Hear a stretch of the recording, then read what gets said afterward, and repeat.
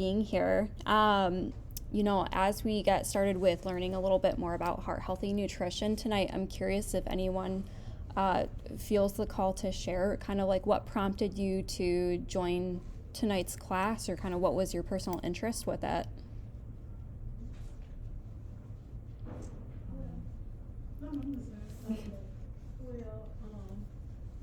My doctor told me I've been borderline diabetes. Mm-hmm. So I've been eating healthy and everything. So I just want to find out what's the real cause, or what could be the real cause of it. And I know diabetes can do different things to your body, Mm-hmm. elements. And my sister, she been having a stroke in her eye. And Okay. they said it was from her having high diabetes. Yeah. So that was kind of surprising. Yeah, so there's like a lot of interplay between like diabetes, heart health, even something you wouldn't think of sometimes, like your eye health too. There's like a kind of like a lot of overlap sometimes between all these things. So yeah, hopefully, diabetes is something we'll definitely touch on a little bit tonight. So we'll get some good information there. Yeah. Did you want to share anything?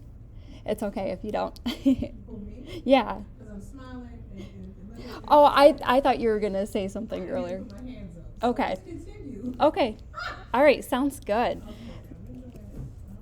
All right. So a little bit about me. So my name is Megan. I am a dietitian. I've had a private practice in Grosse Pointe nearby for the past 4 years. So primarily what I do is provide medical nutrition therapy, so helping folks to manage chronic health conditions with a food-first approach. I did my clinical training at St. Joe's in Ypsi, Ann Arbor, and then down at the medical center at University of Toledo as well.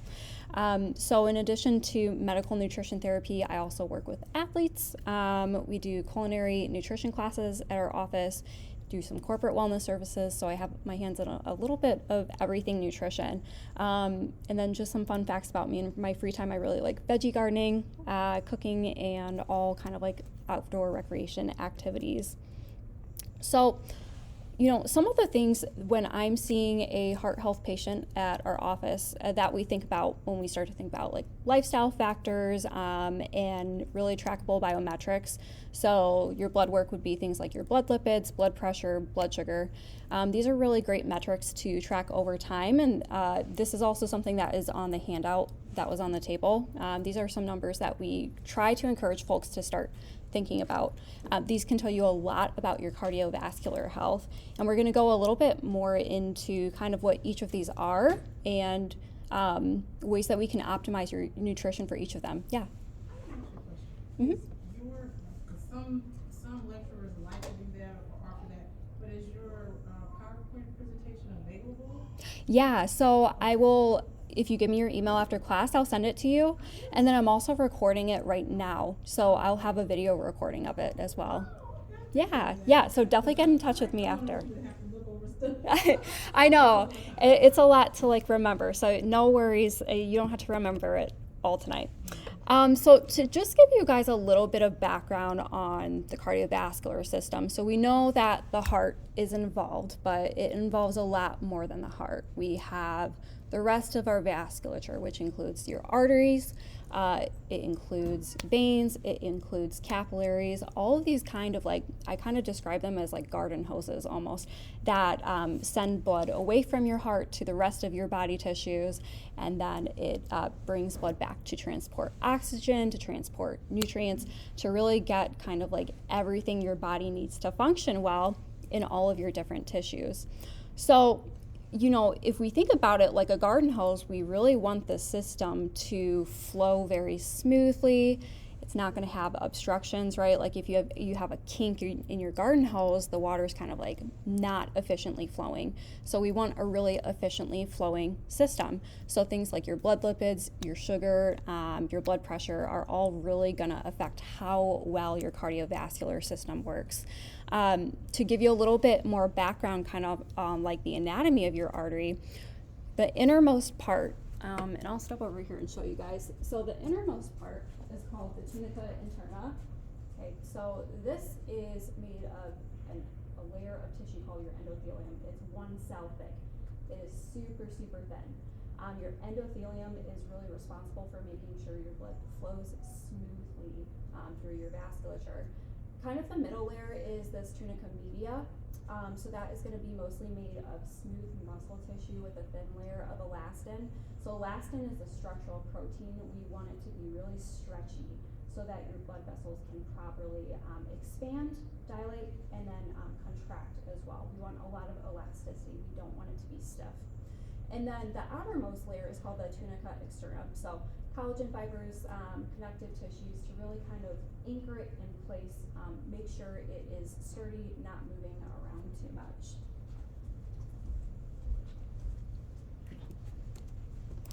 So one of the things I wanted to start with was talking a little bit more about coronary artery disease, which is the most common type of heart disease in the U.S. And so we have a group of ladies tonight. Women are at higher risk than men for coronary artery disease because our vasculature is actually smaller than men. So it's even a little bit more important that we take care of our heart health. And so the main driver of coronary artery disease is going to be atherosclerosis. Is that something you guys have ever heard of before?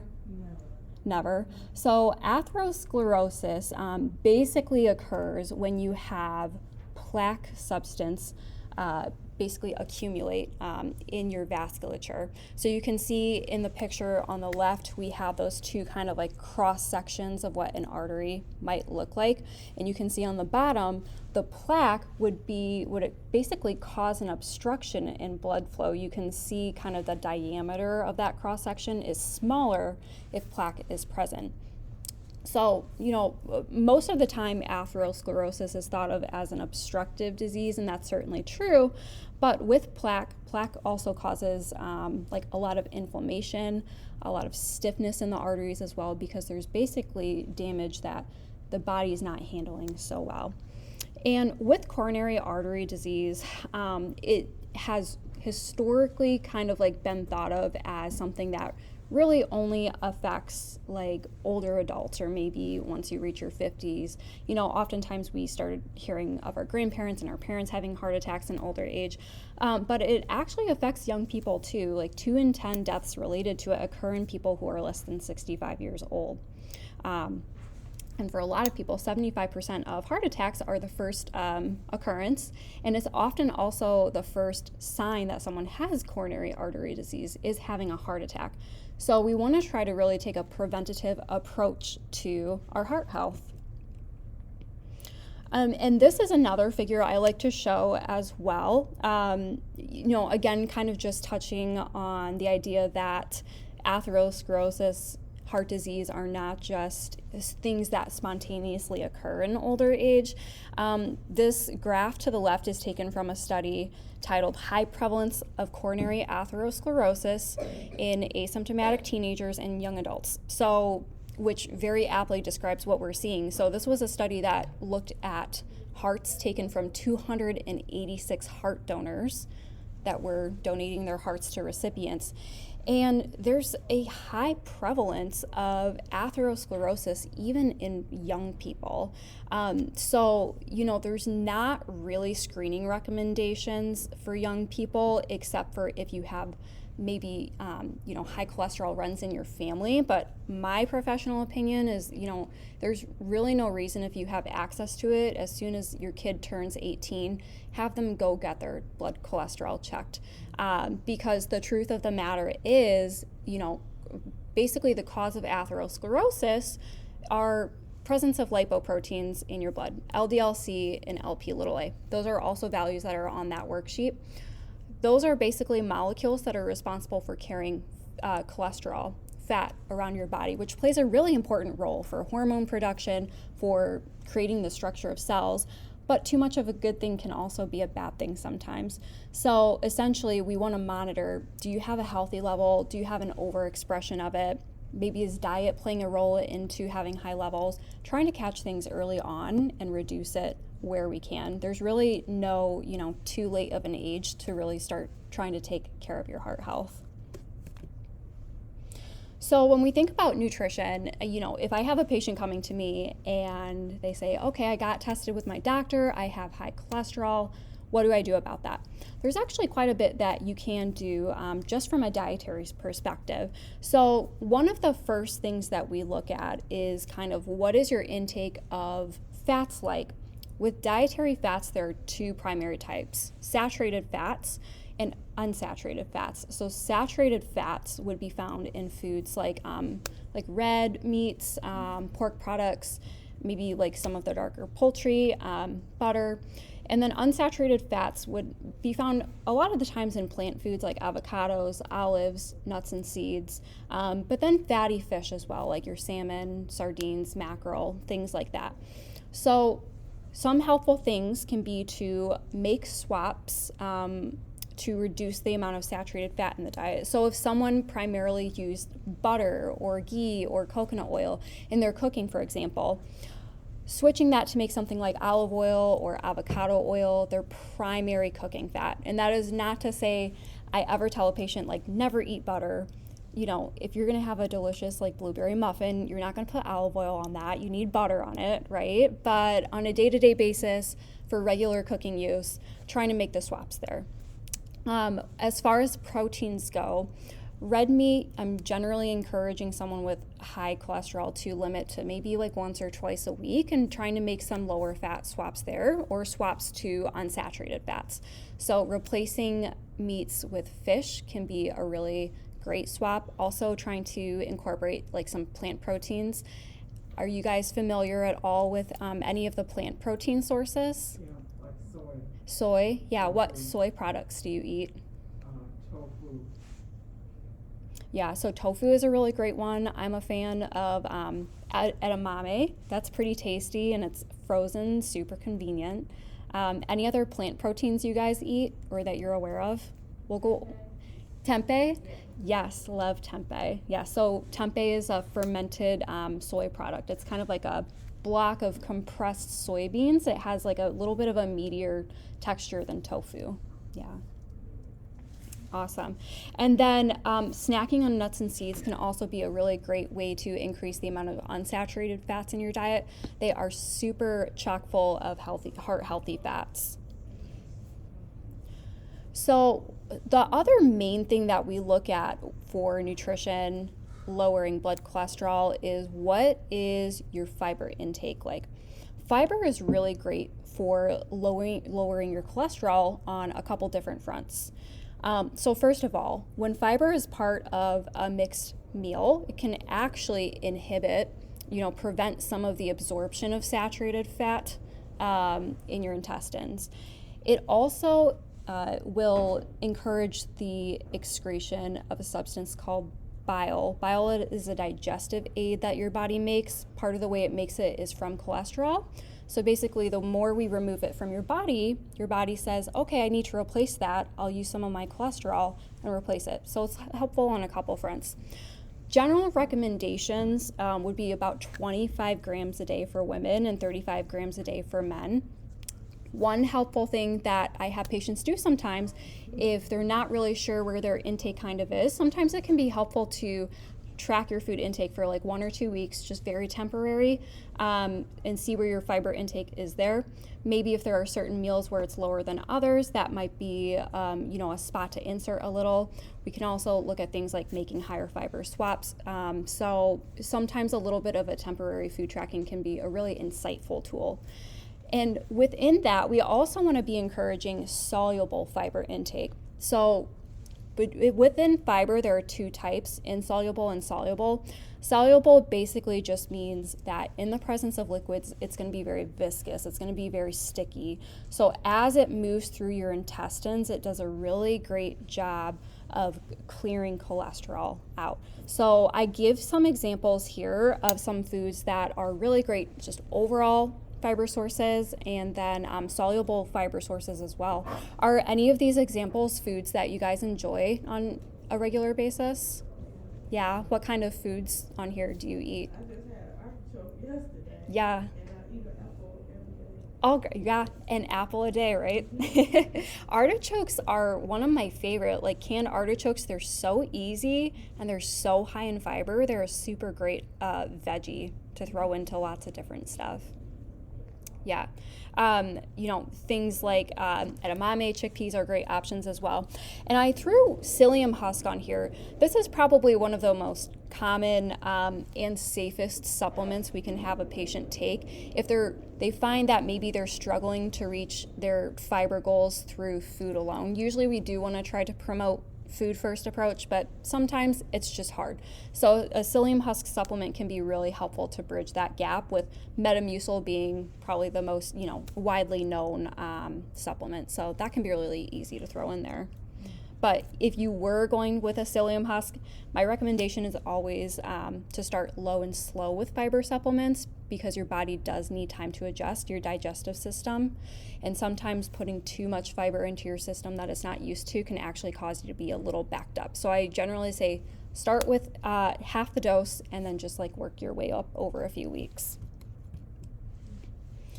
And touching a little bit more on plant proteins, between trying to do lower saturated fat intake and increasing your fiber, plant proteins kind of offer a double bang for your buck there, because they're naturally low in fat and there are lots of high fiber options.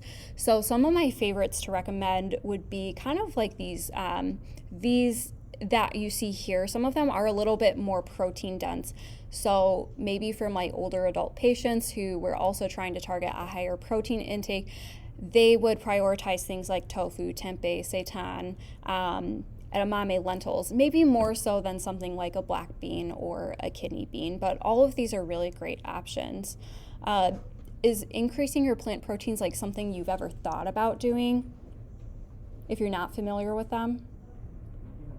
Yeah. Yeah, that's great. I'm glad that you put it on there, because I haven't, really thought about it. Yeah. The right way. Yeah, and some of these are super easy to prepare too. Canned lentils are one of my favorite really easy options. Canned chickpeas, because you don't even have to cook them. You can just pop the can open and mix them into, lentils make a great replacement kind of in sloppy joes or in a chili. Yeah. If you're open to it, right? I always say at least be open to trying something once. Then if you don't like it, that's okay. We don't try to force you to eat something you don't like. But nowadays, with all of their recipe resources online, you can find really great recipes for all of these plant proteins. Okay, so after cholesterol, the next thing I want to talk about is high blood pressure or hypertension. Is hypertension something that affects any of you in the room? Yeah. So hypertension is actually super common. About half of adults in America will develop it at some point, even if it's just, maybe a stage 1, just slightly elevated. And a lot of people, I believe the statistic is 1 in 5 people that have high blood pressure don't know that they have it, which can be dangerous to walk around with, because people generally, high blood pressure is not usually symptomatic. You don't feel it until you are having a crisis with it. So super important to get checked at least once a year with your doctor. If left untreated, it definitely has serious consequences. It can damage blood vessels. It increases your atherosclerosis. It increases your risk for heart attack, stroke, heart failure, kidney disease, so vision loss. So you said your sister had, you said a stroke in her eye related to, you said to diabetes though, right? But she had that too.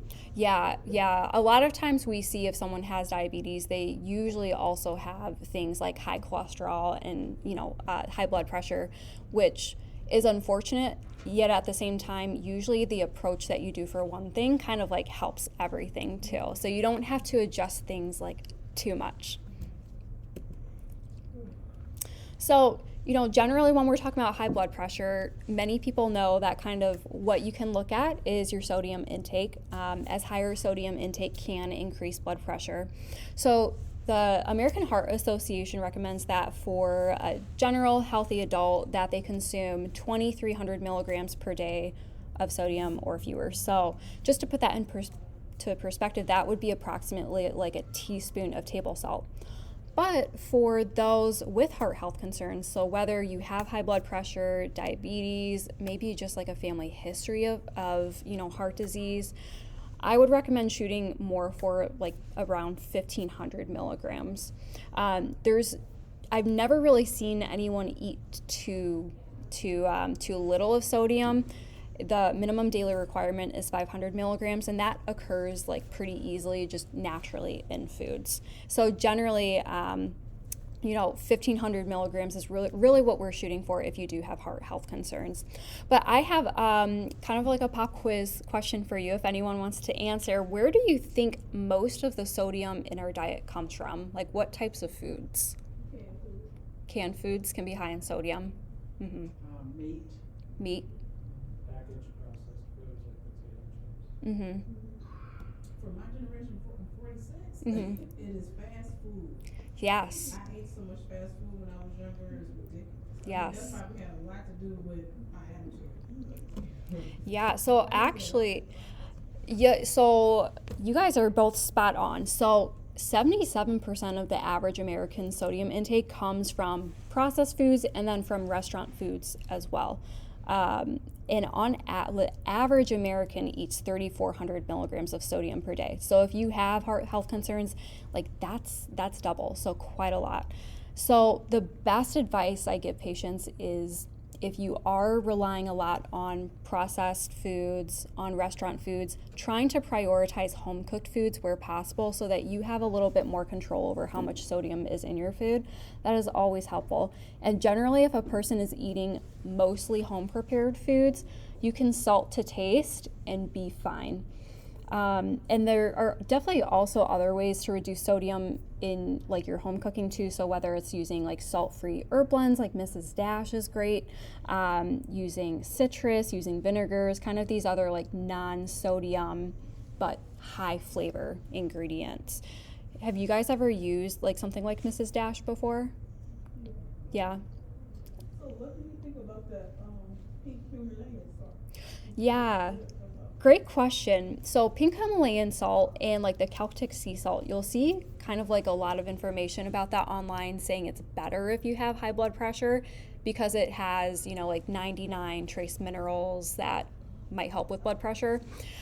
But the reality is that those occur in such a small concentration, you would have to eat an enormous amount of salt to get any meaningful amount of those trace minerals. So it really doesn't offset something. Not to mention, it's a lot more expensive for something like pink salt and the Celtic sea salt. I can't remember the calculation I did. I did it one day and I want to say it was like 10 times more expensive or something than just regular table salt. So, affordability is definitely also something I talk about a lot. And that's just one of those things where I can't, like, in good faith, really, like, recommend it. It's pretty, though. So if you have the budget for pretty food, I guess that that works for you. There's certainly no harm to it, but not a priority for me. So we also want to be mindful of reading the nutrition facts label. When you guys are eating or when you're purchasing foods, do you read the nutrition facts label on your food? Sometimes. Sodium.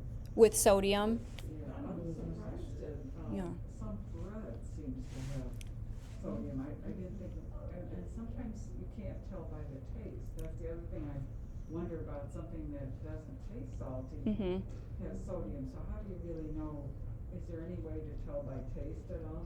Taste can be tricky because exactly like you said, like there are some bread brands where like one slice of bread can have like upwards of 300 milligrams of sodium like per slice, which you eat 2 slices on a sandwich. If you have lunch meat in there, if you have cheese, condiments, like that can all add up like pretty quickly. So it's definitely helpful just to read where you can and make those lower sodium swaps where you can. Mm-hmm. For sure. So one trick that you can use is kind of looking at the daily value percentage. So if that is 5% or less, that means a nutrient is going to be low in that, or the food is going to be low in that nutrient. Whereas if something has 20% or more of the daily value, it means it's going to be high. So that's one tool that you can kind of use as well. And then you mentioned canned foods are high in sodium. That's definitely true. Some of them can be. So we have a lot of like veggies, beans now that are no salt added or low salt. So I would recommend going for those options. But even with veggies, if you can't find those options, simply just like rinsing them off in a strainer can actually remove a lot of the salt that's contained within there. And then you can just salt to taste. And yeah, I have on here double check items you may not think would be high in sodium. Exactly, like breads, muffins.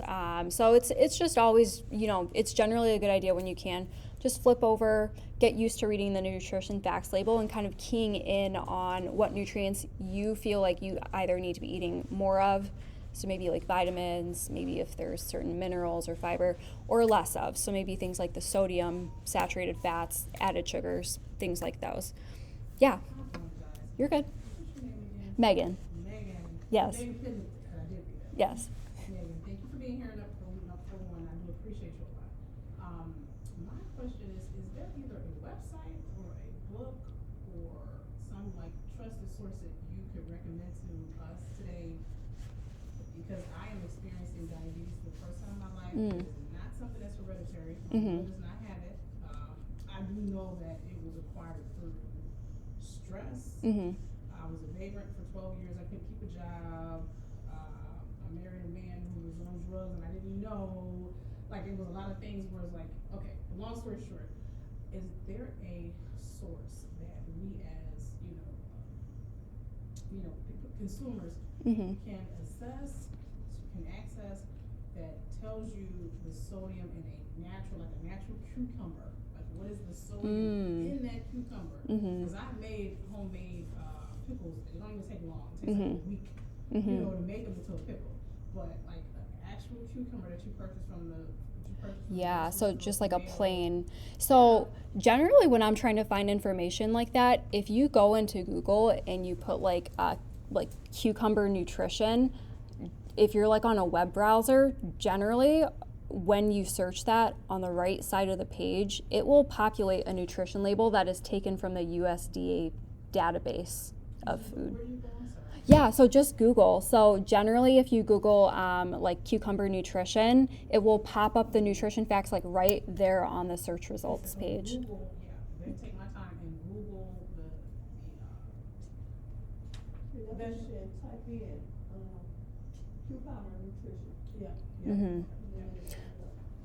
Yeah. I'm wondering if the librarian might know of a book too that might give nutritional information on regular, everyday foods.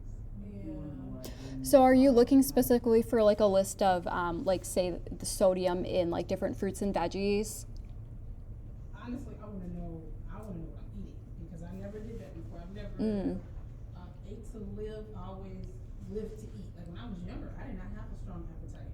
Like I would have been petite most of my life, and most of my life I've kept. Well, when I was younger, I kept a little bit of belly fat, not a lot.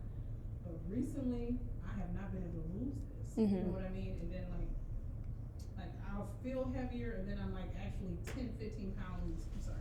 You're good. 10 to 15 pounds less than I really thought I was. So I want to know like that apple, the sugar content. Because I think I read somewhere recently, you don't really know how much sugar is in that piece of fruit. You know what I mean? And I remember hearing that, and now because it's something that I'm really going through, and I know I'm going to beat because I don't intend to be a diabetic for the rest of my life. Yeah. I enjoyed my health when I was younger. I took it for granted for a couple of years, and it caught up to me. Yeah. It's just like, And these things are definitely reversible, and I love kind of like your proactive approach. So yeah, if you literally just Google like apple nutrition, for example, it will. Yeah, it'll show it like right first result on that page. Yeah, great question. Yeah. There used to be a book that does have that information, but I don't believe the library holds it. It's called The Most Complete Food Counter. And it has the nutrition facts for everyday fruits and vegetables. I did find the books that I'm sorry, and I apologize because this is really the books that I did recently download. They didn't have. So I'm grateful that you're here. That we can actually ask you because it should be in there. I would think. You know what I mean? It's a diabetic book. Yeah. I was wondering about, my blood pressure has been kind of up and down. It's not consistent. So it's kind of, it was normal and now sometimes it's higher and then sometimes it's normal. With nutrition and exercise and lifestyle changes, are the people you work with, are they able to not take medication completely, or are they just able to reduce what they take? Yeah, I would say it's a very individual basis. In the case of like fluctuating blood pressure, I generally work alongside whether it's a cardiologist or just the patient's general physician, just because that's something that definitely needs to be medically monitored, and if a medication might be necessary for that. Because with nutrition and exercise, fantastic, everyone should do it, but also sometimes you can only do so much with it as well, where you might need a little help with medication, especially for something that can be as potentially dangerous as blood pressure. Well, let's say if the person still needs to take medication, have you worked with people where they can reduce their medication, or is it a kind of thing once they're on it, they just have to stay on it at a certain level? I would say most cases where we've been able to get people off the medication is when maybe it's more like weight related.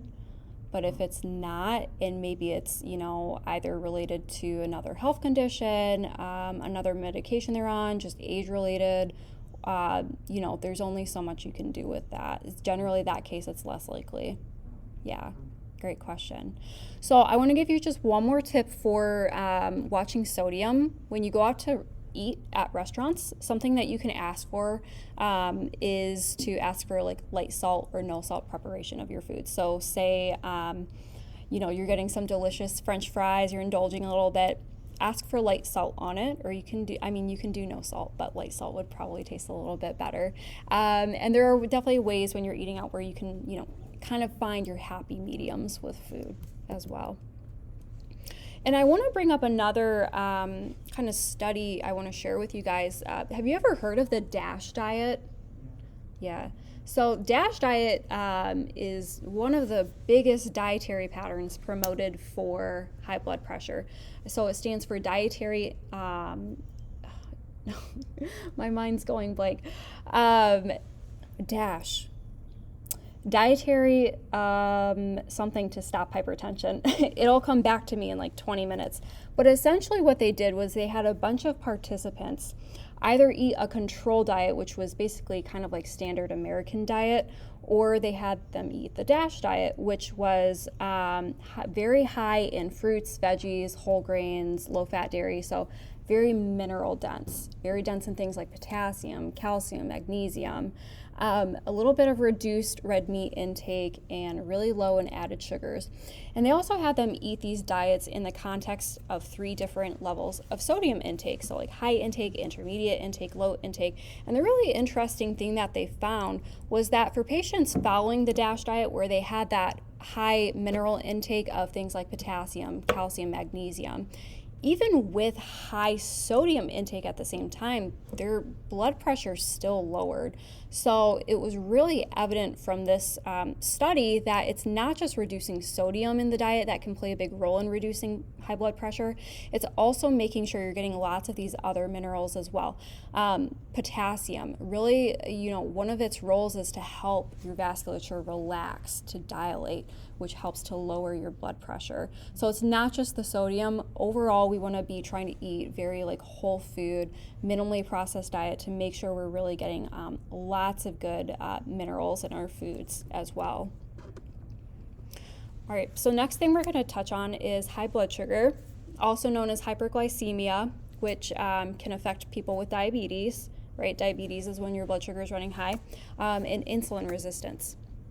So kind of the numbers that we're going to look at for that, or that your doctor may look at when they're diagnosing you, would be your fasting blood sugar, your fasting glucose. So in the pre-diabetic person, that number would run 100 to 125.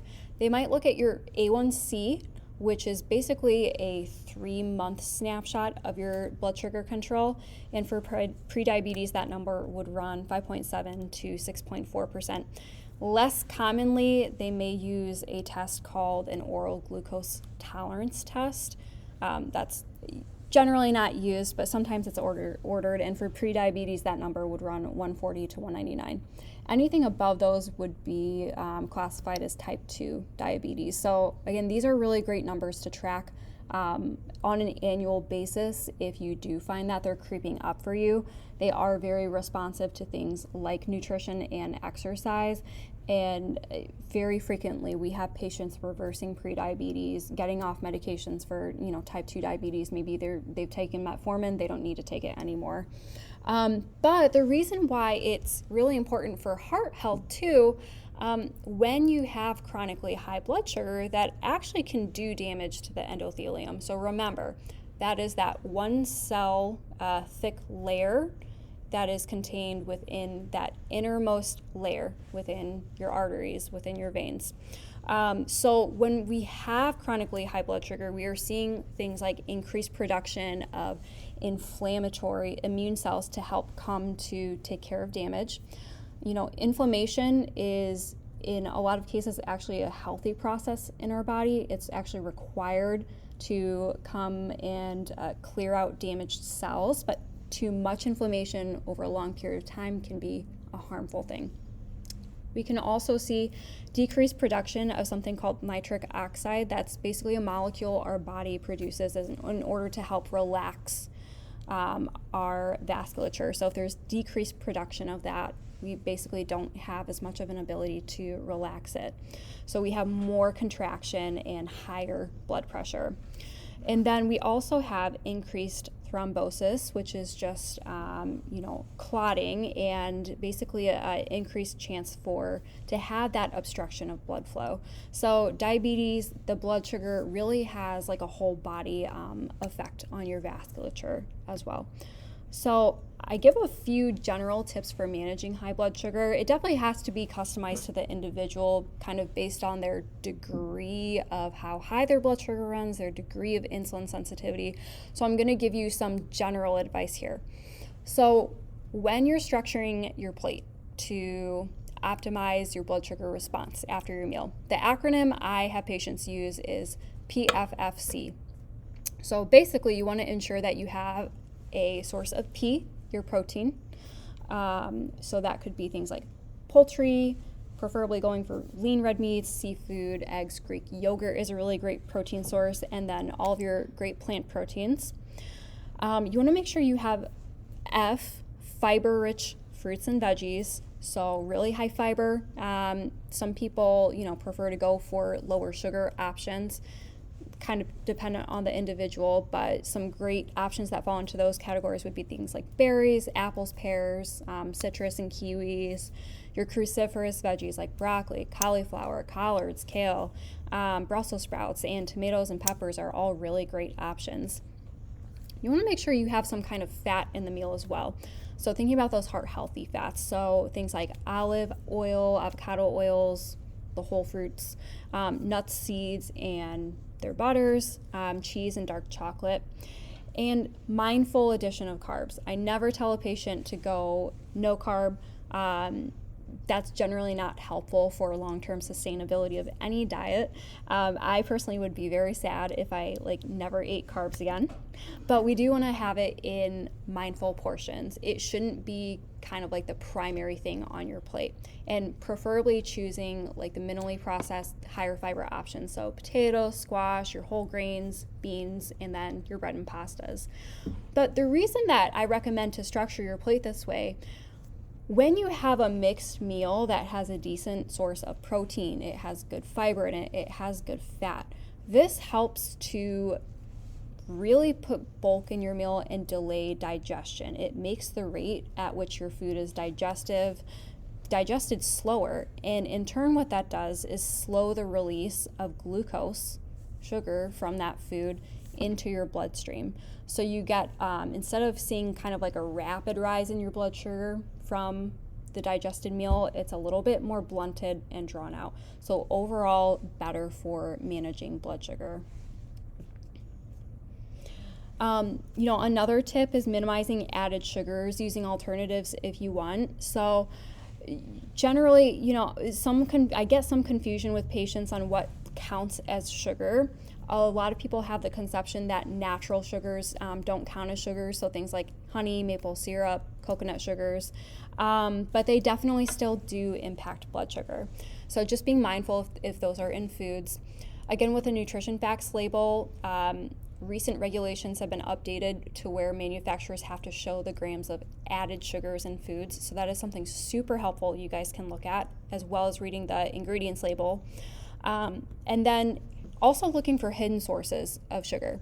So kind of like we talked about, bread can sometimes be high in sodium. There are some foods that can be really high in sugar that you might not necessarily think about at first. So maybe something like a yogurt, especially if it's a flavored yogurt. So maybe if it's a strawberry flavored yogurt where they have sugar added to it, swapping that for plain yogurt and throwing some frozen strawberries or fresh chopped strawberries in there would be a great option. Condiments, sauces, nut butters. So really getting comfortable with reading that nutrition facts label will be super helpful for you. It does get a lot faster over time the more you get used to doing it and you kind of know what you're looking for. And then I also wanted to share with you some newer sugar alternatives that don't raise your blood sugar. So, we're really used to seeing things like the Splenda packets, the Equal packets. There are some newer products that my patients enjoy, including stevia, monk fruit, and allulose.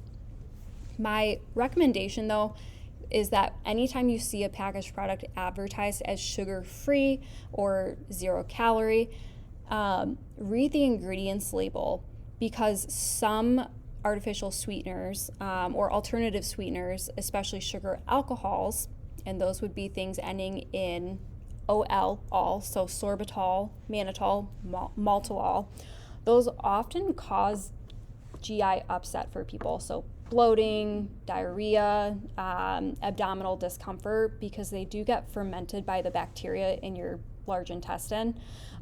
So a lot of people tend to be sensitive to those, but manufacturers use them because they can advertise zero sugar on the front of their labels. So again, just get comfortable with reading those ingredient labels.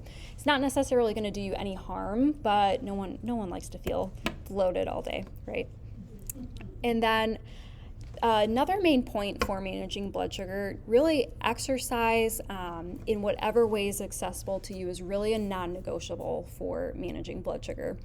Your muscles are the largest user of glucose. After you eat a meal, 80% of that glucose is being stored in your muscles. So they are a reservoir of stored glucose. They are a big user of stored glucose.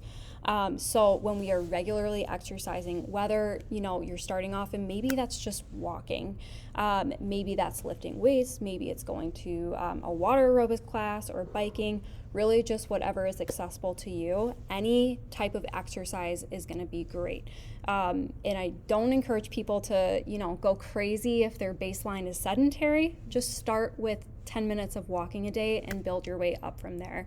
The goal that people can generally work towards, that's recommended by the American Heart Association, is 150 minutes per week of moderate intensity aerobic activity, or 75 minutes of vigorous, or some combination of both, along with strength training 2 days per week, and really just on a daily basis trying to reduce sedentary time. So the amount of time you're kind of just sitting, not really moving around. So although exercise isn't my expertise, I refer out to trainers for that as I need to.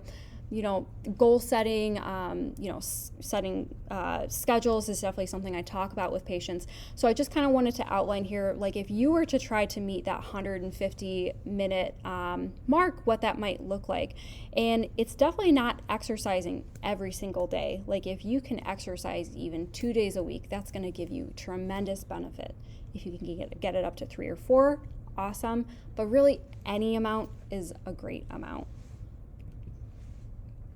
And then I wanted to also give you some surprising risk factors for heart disease that people don't tend to realize are risk factors.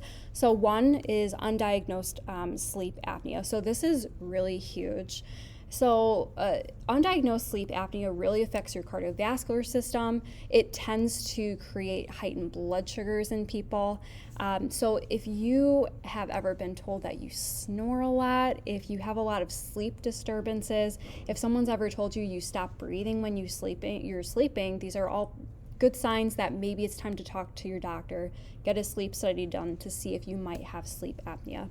Another risk factor that increases risk for heart disease is actually yo-yo dieting. weight cycling. So for people who pretty consistently have large fluctuations where they gain weight, lose weight, gain weight, lose weight, that puts a lot of stress on your body. There's a lot of research that shows it increases risk for coronary artery disease, related deaths. We typically see elevated blood cholesterol and blood pressure and insulin resistance in patients as well. Vitamin D is also a big one, and pretty much everyone in Michigan this time of year has to be on a vitamin D supplement just because we don't get enough sunshine. Even in the summer, a lot of people have to supplement if they work, for example, indoors all day and they're just not seeing a lot of sunshine. So vitamin D, you can get that checked in your blood work, and typically we make a supplement dosage recommendation based off of those results because vitamin D is what we call fat-soluble vitamin, which means when we eat too much of it, we eat excess, we don't just pee it out in our urine, in water, it actually gets stored in our body fat. So we have a higher chance for toxicity if we're taking too much of it. And then another risk factor is dental health. So gums are entryways for germs into our bloodstream. And we see a lot of times with patients maybe not getting their oral cleanings, not having as good of gum health, that can lead to germs and sometimes as severe as infections of the heart as well. All right, and I'm going to give you a few other nutrition tips. And I always like to say, don't worry, it's not all broccoli because we want you to enjoy what you're eating.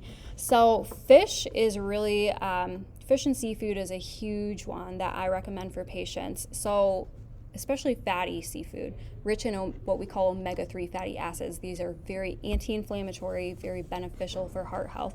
So for general healthy adult, doesn't really have issues at the moment for their heart health, about 8 ounces per week. So that would be about 2 servings of fish. Generally, a serving of fish is like about 4 to 6 ounces. But if they are having concerns for heart health or with coronary artery disease, preferably the more is the better. Now, not everyone likes fish, and that's okay. Fish oil can definitely be a discussion with your physician or your dietitian. And even for people who might be vegan and just want to avoid fish completely, there are, I would recommend an algae-based supplement. And then we really want to encourage high intake of antioxidant-rich foods. So things like, maybe you've heard the phrase before, to eat the rainbow. Is that something you guys have heard before? So eat the rainbow means basically to eat lots of naturally colorful foods in the diet. So green leafy vegetables are fantastic, orange fruits and vegetables, red and pink vegetables and fruits, blue and purples. These are all going to be really rich in antioxidants, not to mention just thinking about the DASH diet, really high in those minerals that we want as well. Really trying to emphasize healthy fats. Those are also going to be really high in vitamin E, which is a very potent antioxidant. And then herbs, spices, and then I have a couple others in there, tea and coffee. These are very underappreciated sources of antioxidants in the diet, especially coffee. Actually, coffee is like one of the primary sources of antioxidants in the average American's diets. Super rich. I wouldn't necessarily tell someone not drinking caffeine to go straight for coffee, but if you're drinking it, it's a really great source of antioxidants. Quick question. Yeah. Okay. This might be just, do you think tea causes you to over-urinate, or? That's a great question. So caffeine sources like tea and coffee, I get that question a lot. Is it what we call a diuretic, or it makes you pee a lot? So mildly, yes, but you're consuming so much water along with it, kind of like the net effect is positive hydration. So you're getting more hydration from it than you are urinating. So, when we're trying to assess, okay, try to target half your body weight in ounces approximately per day. We also include coffee and tea in that count as well. Okay,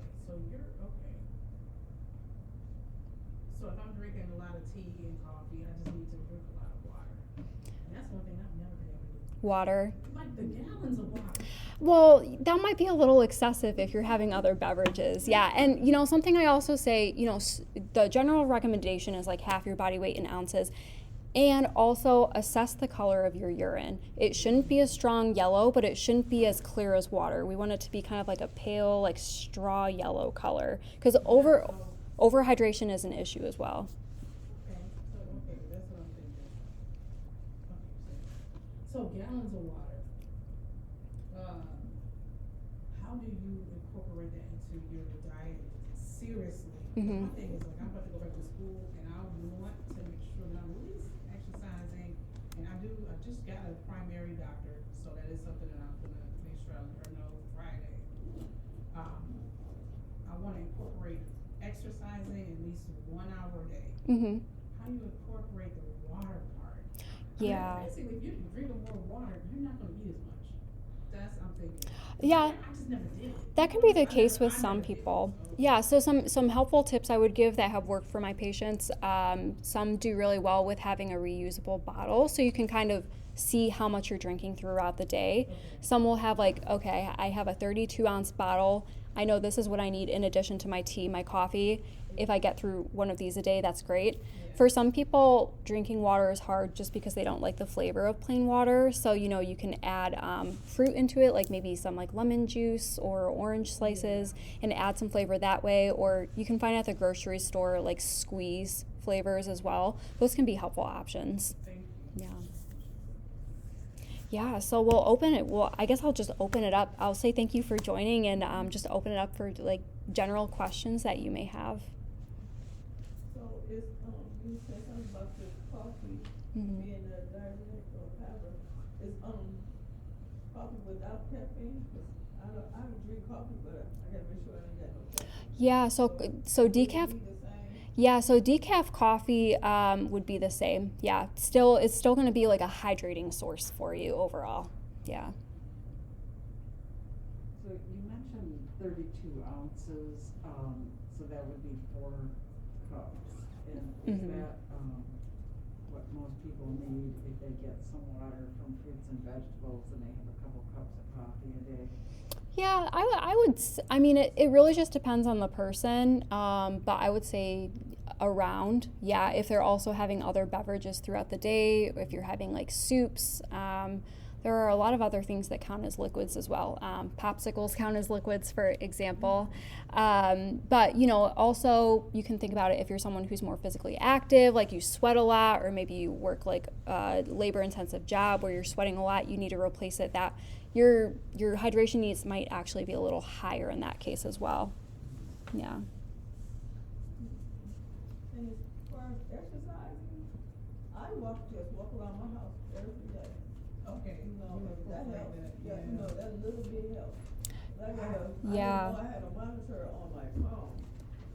All the And steps, yeah. It tells me, how many steps. It's called fitness.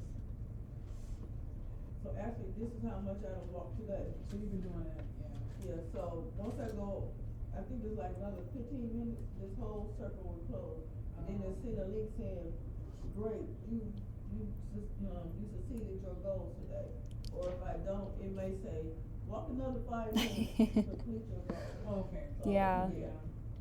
Yeah, most of the phones come preloaded with those health apps now that will just count like your steps or kind of like your miles per day. But walking is like the best kind of like baseline form of exercise. It's really just so easy to access, and you start with 10 minutes, work your way up from there to whatever feels like right for you. Yeah. Awesome. Okay, so I will stick around in case anyone wants to talk a little bit more one-on-one. Otherwise, I really appreciate you all for coming, and I hope you have a great evening, okay? Thanks.